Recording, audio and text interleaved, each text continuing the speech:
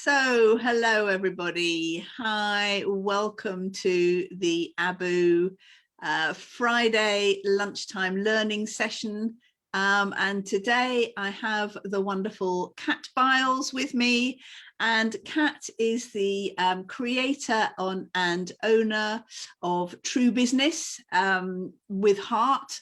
And she is a specialist in PR, and PR is one of those things, I suspect, if you're like me, that always feels like really hard work and difficult, and you have to go out there and sell yourself, and you don't really want to do it, probably especially as a woman, and it's all a bit of a nightmare. So KAT, how is your PR different? And well, I mean, obviously that's what you're going to tell us today, but it is different. Yes, it is. Yeah. So where do you want to start? Well, give us a little bit of background about where you started, because you were in a very different space before you started your own business. Well, yeah, it was, although my emphasis has always been on PR with a purpose, beyond, business beyond profit. So I had an agency. I set up an agency in 2000, God, 21 years ago, called Authentic PR, which was about communications with integrity and working with businesses like Cafe Direct and Good Energy and Divine Chocolate that were really had a different business model and were trying to do something more than just making money. They wanted to make a contribution and make business better. And I've always loved anything pioneering. I love going off and finding pioneering social evolution things and bringing them back into the mainstream. So, and people thought we were bonkers then. Now when you look at how far we've come with the environment, but we were a bit wacky. I remember doing an article in the Times, and they said that I was an urbane eccentric, which my mum thought was hilarious. Oh my goodness, it's amazing how you can be a bit ahead of your time, and then suddenly everybody's on the same bandwagon, and why? Well, I actually think PR with Heart is ahead of its time. Yeah, but it's also timely. So, as Authentic PR, I had a client called the Homeless World Cup, which was incredible, and we were using football to help people who were homeless change their lives, and the impact was deeply profound. They literally go from being homeless to being in the center stage of a town square, being cheered by people, interviewed by the media, meeting their prime minister on return and things, and being an ambassador. And yeah, they were coming off drugs and alcohol, moving into homes, repairing relationships with families, really repairing their self-esteem and self-worth, and the transformation that went with that was amazing.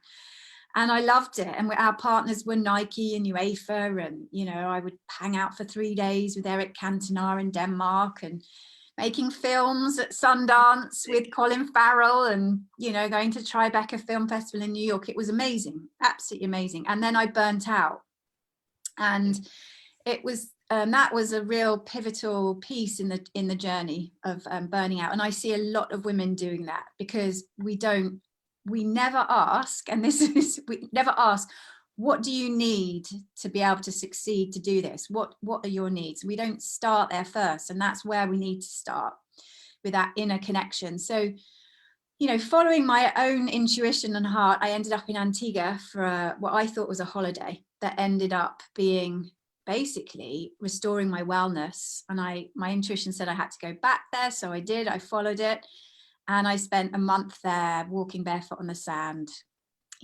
eating mangoes from the tree, watching the sunset and rise, and really coming back into the rhythm of nature.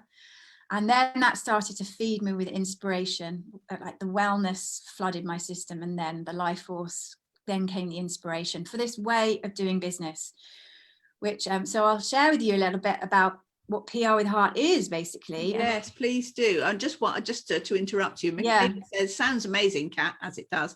She says, are you a football fan? Do you know what? I've had a really strange relationship with football. My dad used to play football, but only like, local leagues.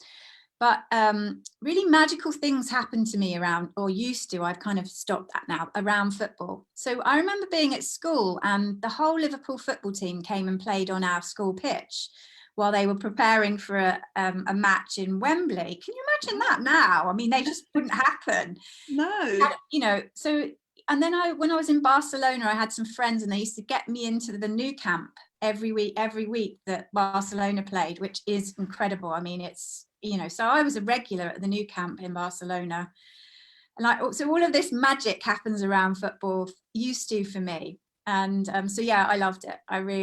What I love is there's nothing more wonderful than a stadium full of people united around a common purpose. And when you're, so, I mean, I can feel my excitement in my body responding to that now. So yeah, I do like football, but it was very strange being one of the only women in a very masculine space. So I came out of that and I was like, right, I really want to see more women in positions of influence and power and on the media and speaking. So that was actually the intention for PR with Heart, was to see women rising. So a little bit like you, Lucy, with the, you know, with the business books and wanting women, you know, to be sharing their wisdom in books. And that was me. I want women sharing their wisdom, but also like the more feminine approach to the feminine qualities that we have, and that we, you know, that are also in men too, you know, that are more nourishing and regenerative and healing, so that we're not just doing, pushing and going into this burnout. Yeah, which, you know, businesses like really is very, very action orientated rather than, you know, so PR with Heart begins by connecting to your inner wisdom first, and there's the inner work first and the alignment piece, that then when you've come into alignment, it makes the doing effortless, because you're in harmony and you're in flow, and you're taking the you know, efficient right action rather than just running around like a blue ass headless chicken, blue ass fly, whatever the expression is. So yeah, so just to begin with what PR is, I mean, when you say the word PR, I just see women go, oh, I hate it. I hate, you know, I don't like selling myself. I don't know where to start. I don't know how to do it. I don't even know what it is, you know, all of this. And really all PR is having a relationship with your audience and building that relationship with your audience. And women are brilliant at that.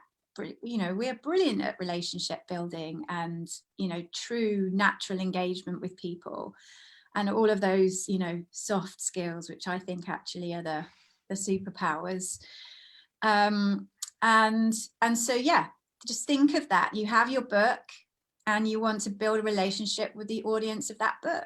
You know, it's a great way to sort of make it accessible, to make it easy. And we've got Claire Gaudry, I hope I pronounced your name right, Claire Gaudry, who says PR with Heart is awesome. I went in 2 years ago with KAT with a business plan and came out with a completely different direction with book projects and a new discovery over the business I meant to create. So yeah, that's wonderful. That's it, Claire.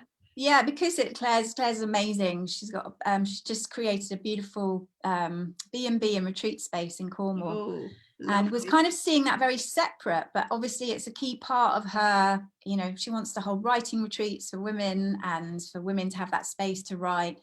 So, you know, it's completely, you know, whereas her mind might separate it, you know, our heart brings, you know, all of these things together, which I really love.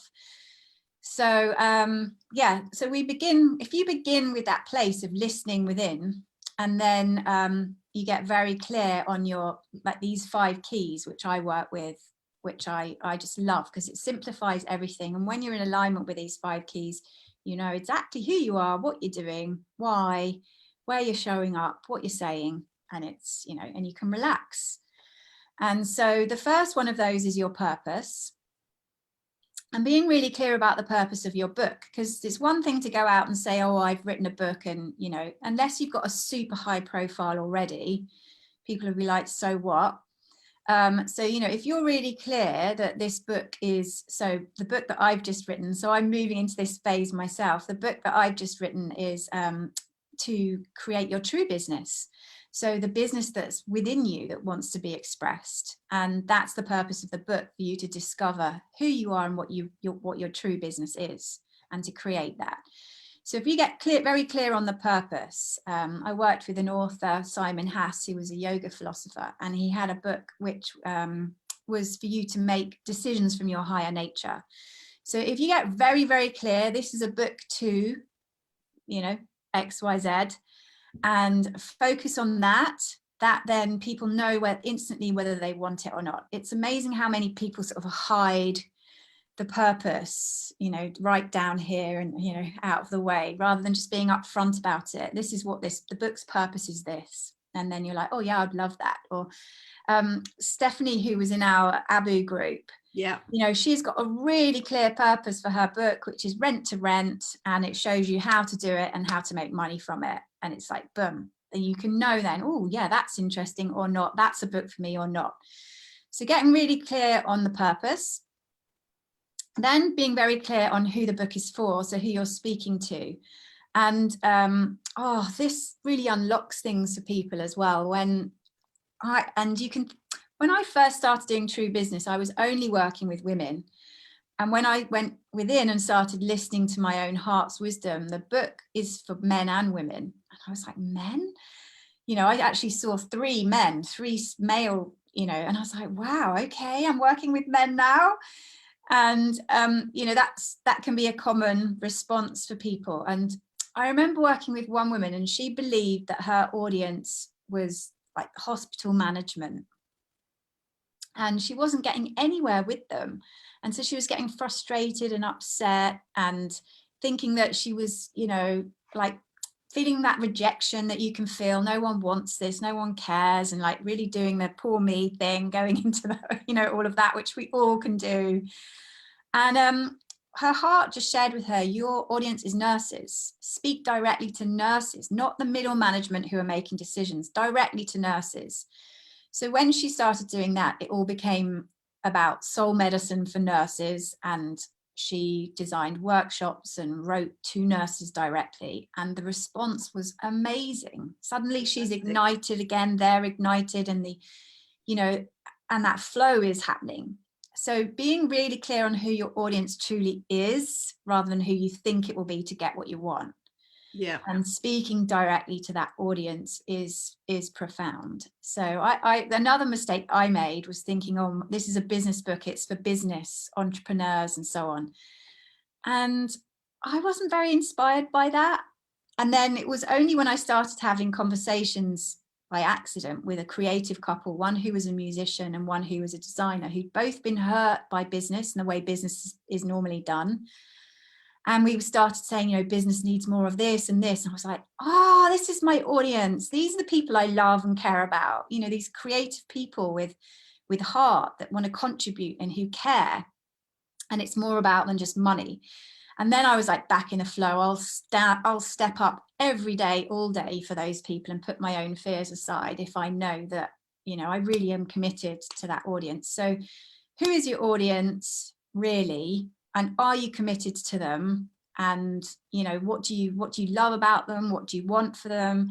You know, and you know that this book can really encourage and enhance and serve them. Come from that space with your audience rather than I'm trying to sell you this thing, you know? Yeah, absolutely. And also, I think if you've really clearly identified who you're talking to, it makes your book much easier to write because you are literally just speaking to them in writing. Yeah. And you don't have a problem with your style or your tone, or you know, it just comes naturally. Exactly. And it can be a lot more personal as well. I remember it was interesting because in the first draft of my book, I thought I was writing for entrepreneurs, and I was a little bit like writing it. And then when I had this sort of revelation, no, it's for creative people who care. And I had Avicii, the DJ, who actually got really hurt by the way business is done and ended up taking his own life. He was my muse. So I would sit and talk to him. And I was like, I never want that to happen to anybody else, you know. So I felt really passionate about it and very personal. I could be very personal with the stories as well, because I felt like, you know, my heart was really in it. So yeah, when you know your audience, it's very different, and you care about them deeply. Yeah, absolutely. So, yeah, no, Rachel says that's very helpful, Kat, and it is good.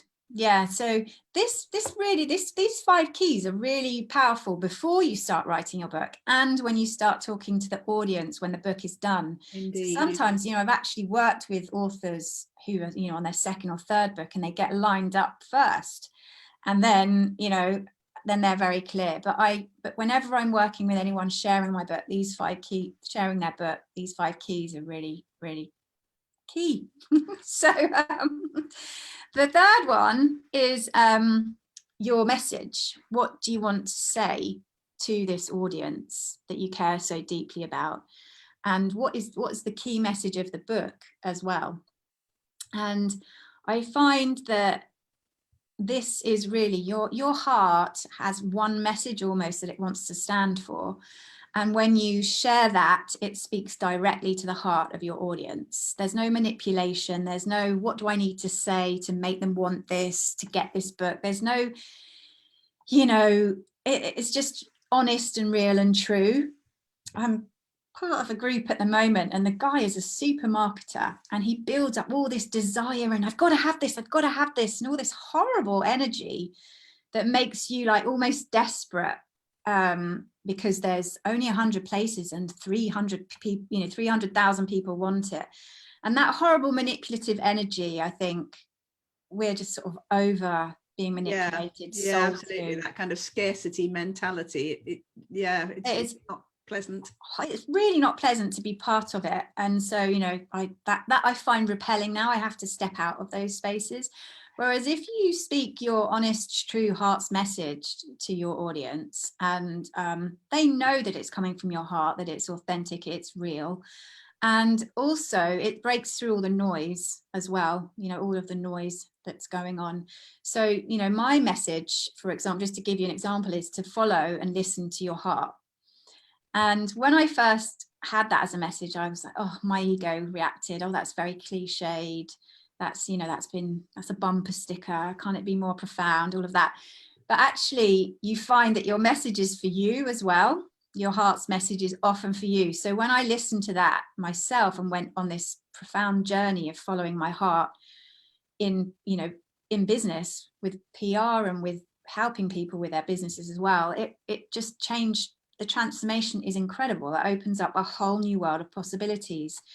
So when you know your core message, you can then build your story around that. It's so easy. When you go into an interview about your book, you're like, okay, I'll just sit with my core message and I'll talk around that, and you're always in alignment with what you never go off track if you like, because you just have this one clear, direct, key, consistent message that your heart is to stand for. Michaela, Jean and Emma are all agreeing with you and saying how much that resonates with them. Yeah, and I really notice when someone doesn't have a message. So if you look at politics, which is far away from heart, right? But I love giving this as an example, because if you look at elections, when they're campaigning, the ones that have a clear message, like Trump, Make America Great Again, however you feel about the message, what was Clinton's message? I still don't know, Hillary Clinton, what her message was. I still can't find it in amongst her, So, and the same with when it was the last election we had here was Boris and Corbyn, wasn't it? I still don't know what Corbyn's message was, whereas I can still hear Boris telling us that he's going to get Brexit done. So whatever your message is, I love it to come from your heart. Like Obama, Yes We Can was a much more heart uniting message, and I can still remember that now. So your core message really brings focus, and it directs resources and energy and people into what you're creating as well. So yeah, it's like a spearhead of your arrow, your message. So you've got your purpose, people. Sorry. Yeah, so we've got purpose and people. Yeah, purpose, people, your message, what you're saying. So when you show up in front of your audience, you know exactly what you're saying.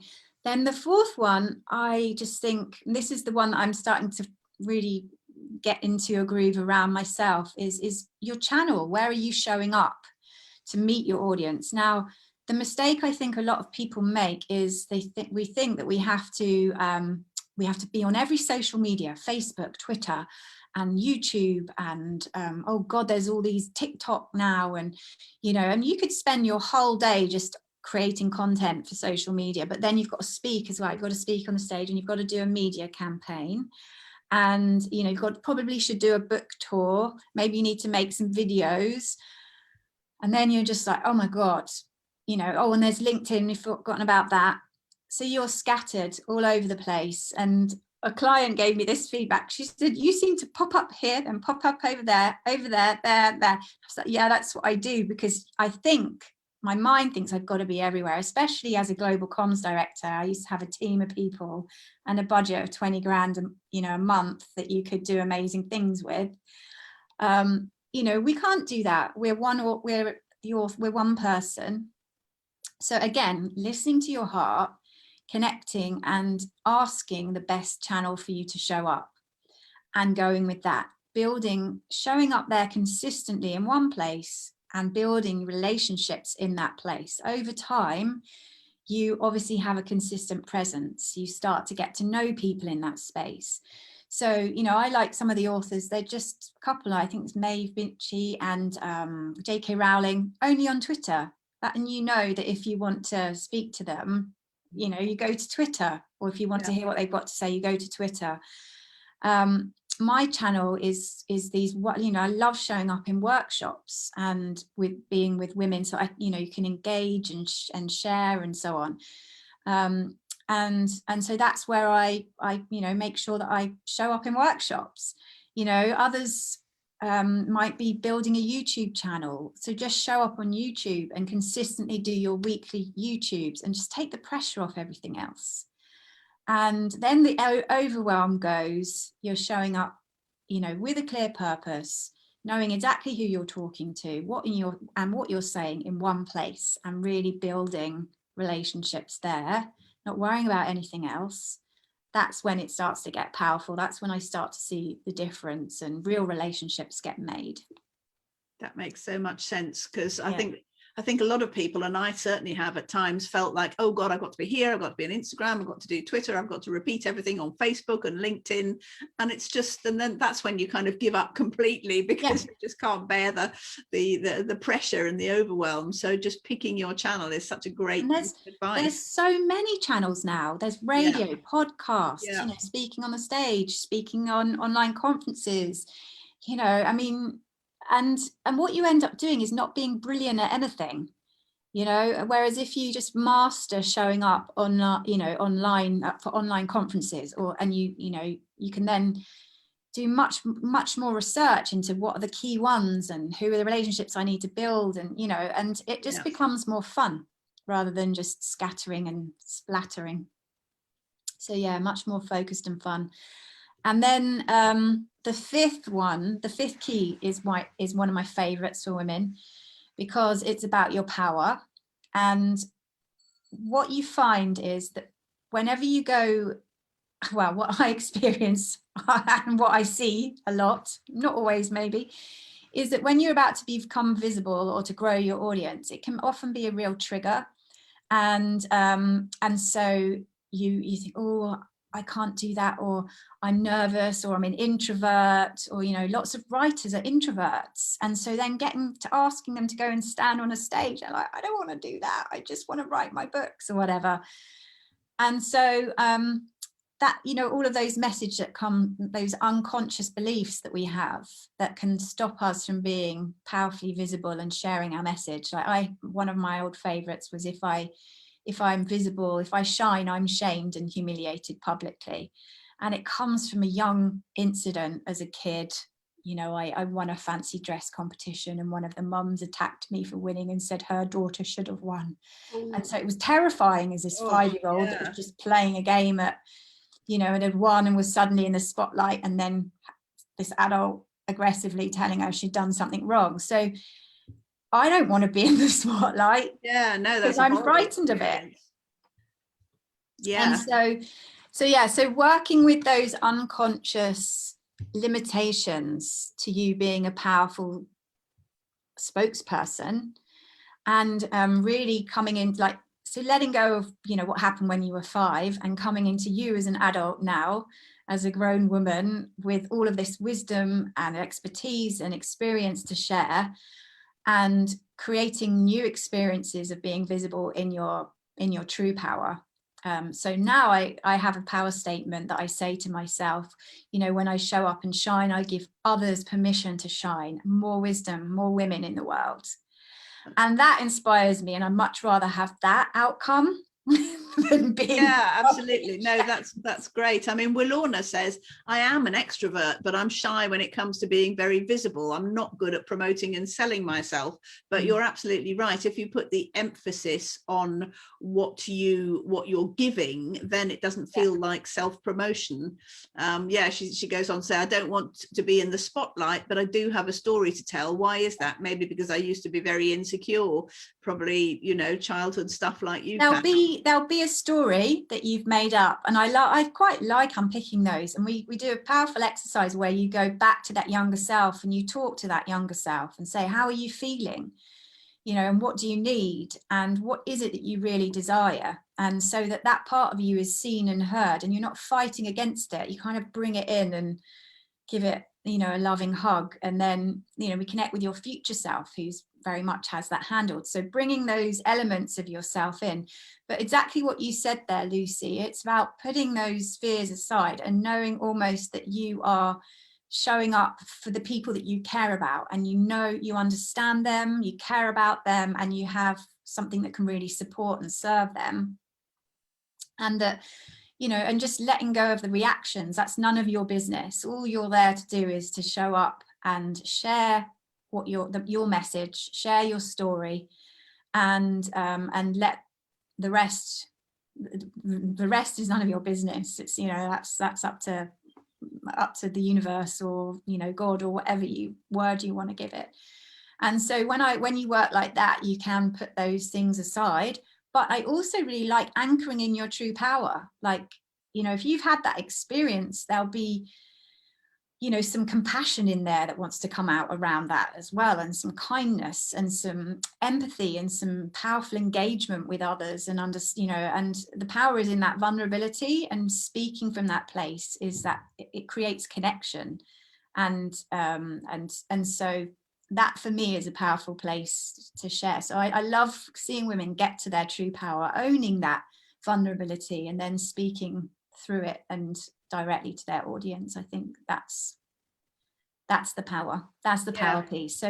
So when you are connected to your purpose and the purpose of the book, and you're connected to, you know, exactly who you're speaking to, and you love those people, and you know the value that you bring to them and all of that, and you know what you're saying to them from your heart, because this is, you know, almost what you'll live and breathe and die for, and you're in integrity with that.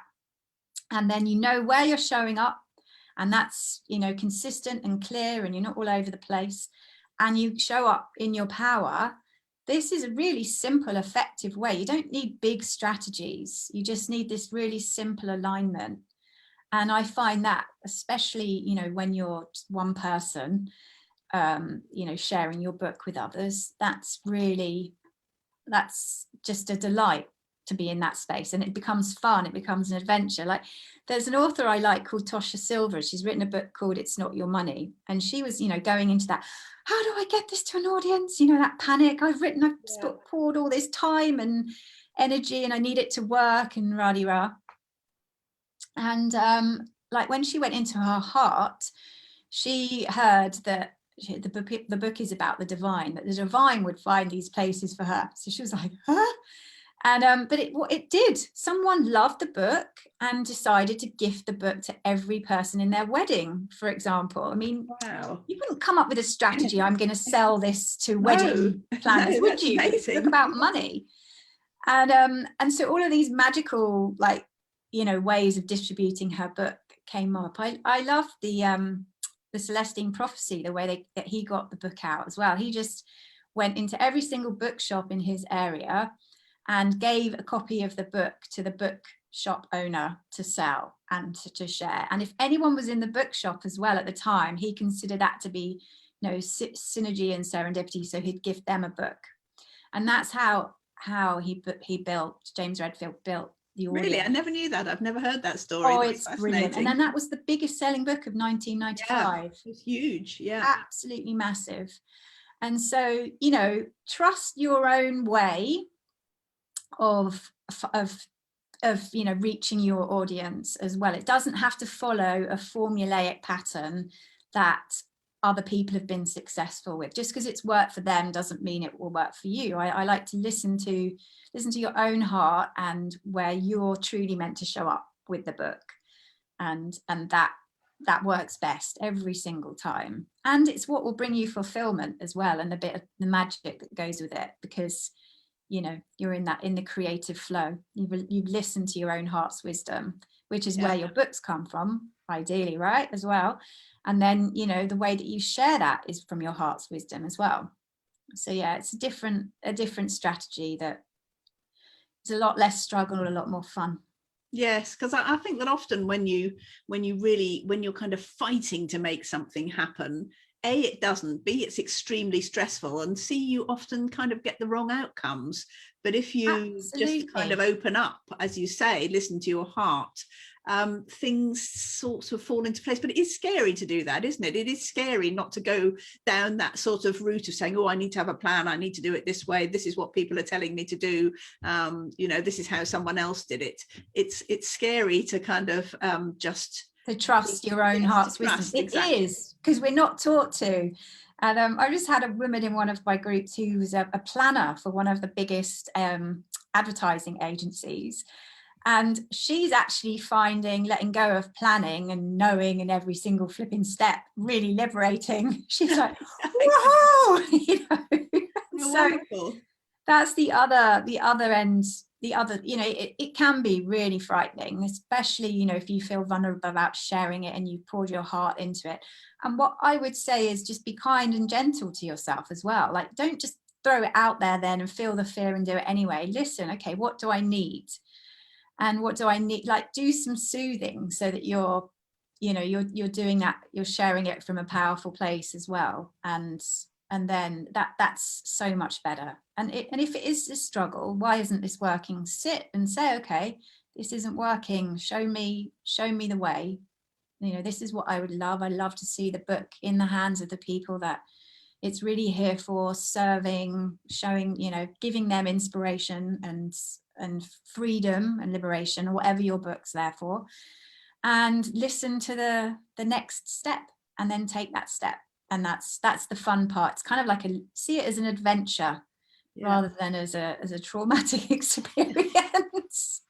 Yeah, absolutely. I mean, certainly in the book process, there's a kind of a series of traumatic experiences that people expect to go through. And one is obviously the writing of the book, which is a kind of huge project, but you know, and then you get to the end of it and you think, oh, thank goodness that's over, now I can just, and then you go, oh no, I've got to do the publishing, and that's a huge kind of step. And then, you know, you've got to just get comfortable with that happening and think, and then suddenly that's over, and then you have to go into the promotion bit and making the book. Don't you think, Lucy, what I found most amazing is writing the book I've written has been one of the biggest personal development pieces I've ever done. Wow. Yeah. And I feel like it's created me, it's created my business, and it's, you know, it's certainly created the model.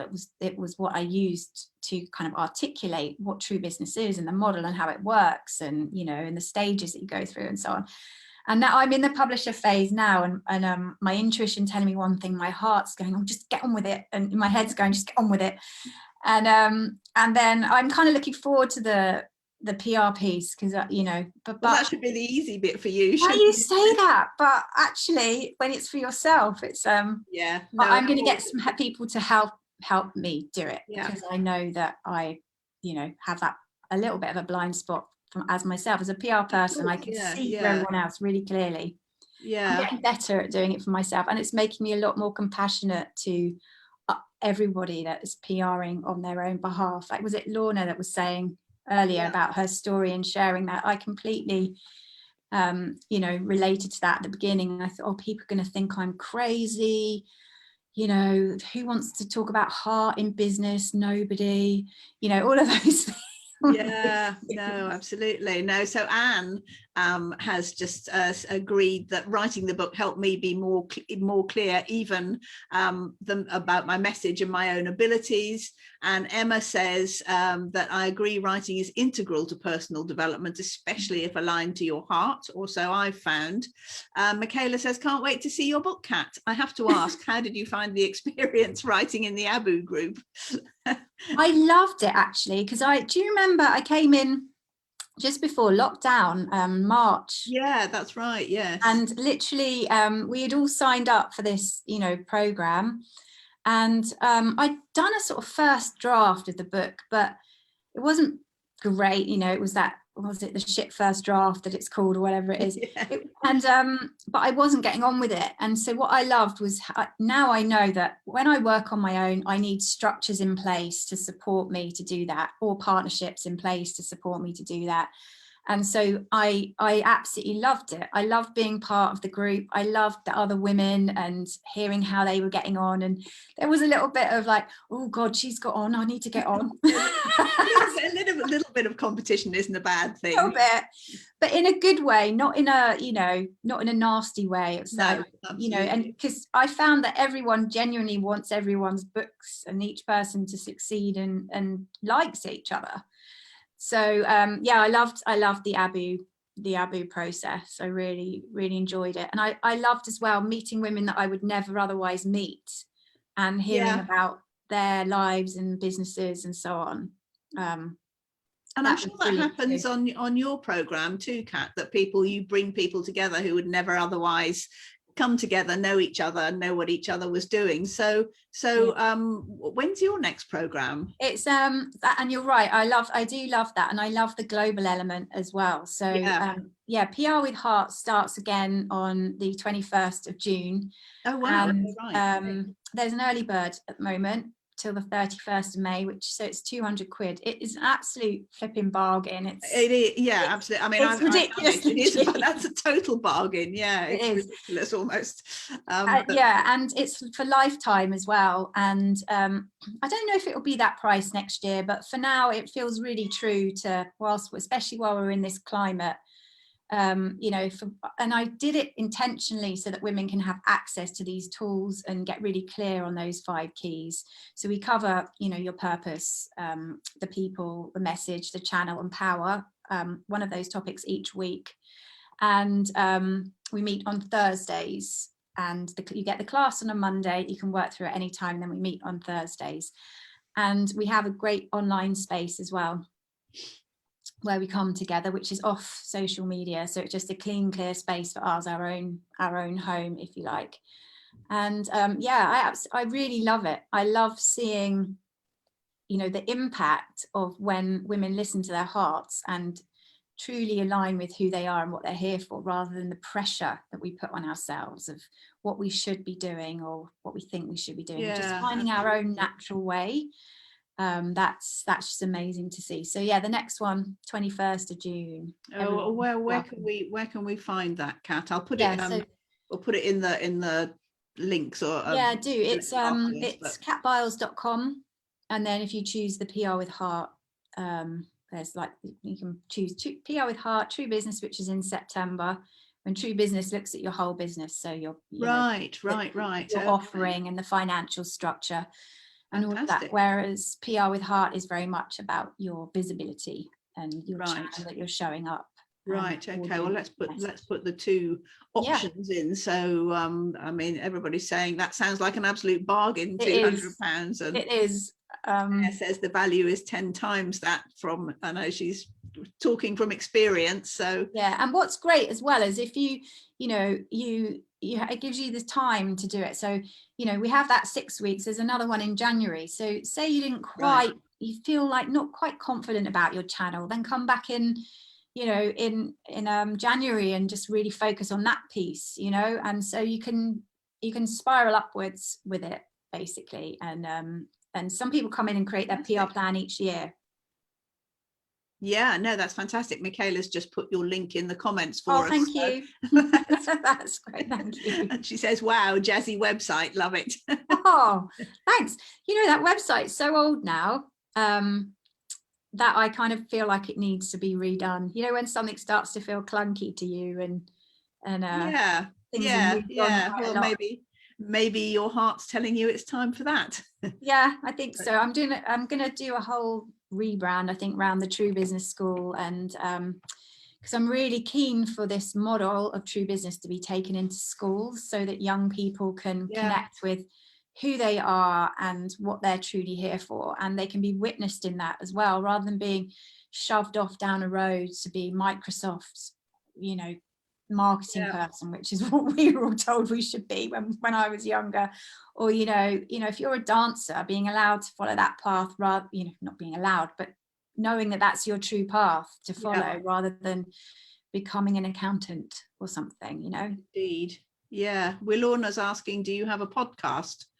I do have a podcast, which you can find on my website as well, on the homepage. If you scroll down, you'll see some of the conversations that I've had. And do you know why I started that? Because in the book, I wanted to have conversations with people about listening to their heart in business and bringing their heart into business. So I just recorded the conversations and turned them into a podcast. Fantastic. But yeah, that's not my true channel of communication. It's definitely interesting being in groups and workshops and so on. No, Emma says, love that you want to take it to schools, so powerful. I've kind of got these three, like, schools, business with business leaders, and you know, so they start aligning with their compassion and nature, start connecting back to nature and inspiration. And you know, because there's so much disconnection in business from nature, and look at the problems that's causing us. So yeah, schools, business, and for creative people who care and want to do business differently. They're my three areas for the next 10 years, Lucy. Well, that's a really good purpose. So yeah, I mean, Willorna's also saying, I really like what you do. Powerful business with heart, resonates with me so much. So I mean, really, for £200, Willorna, it's going to be well worth your while to sign up with KAT and get over your blocks and learn where to put your message, where to show up. I mean, exactly. And just getting really confident with that. I mean, you know, I love, that was one of my favorite things as a PR person, you know, is getting spokespeople, it's showing up where they need to be showing up. So, you know, with the Homeless World Cup guy, he was a brilliant speaker and an amazing storyteller. Like, he had the gift of the gab, he had, you know, Scottish accent. So we put him on all the stages that we could, speaking, you know, at the World Economic Forum he even spoke at. Whereas at the time, my passion was films. So I went right into the film space and told the story through film. And so those two, you know, we both focused. He focused on speaking and I focused on the films. And that was, you know, really much more powerful than if we'd been trying to do everything. Yeah. So, how interesting. Yeah. That's brilliant.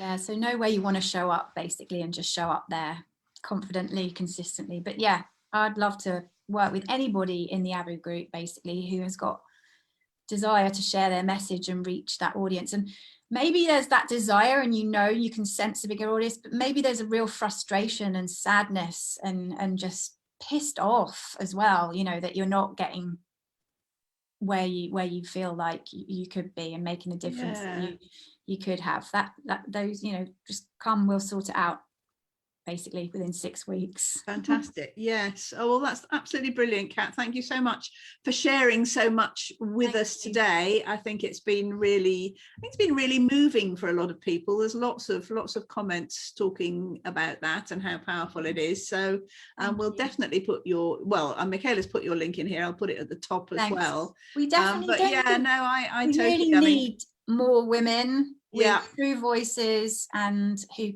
care.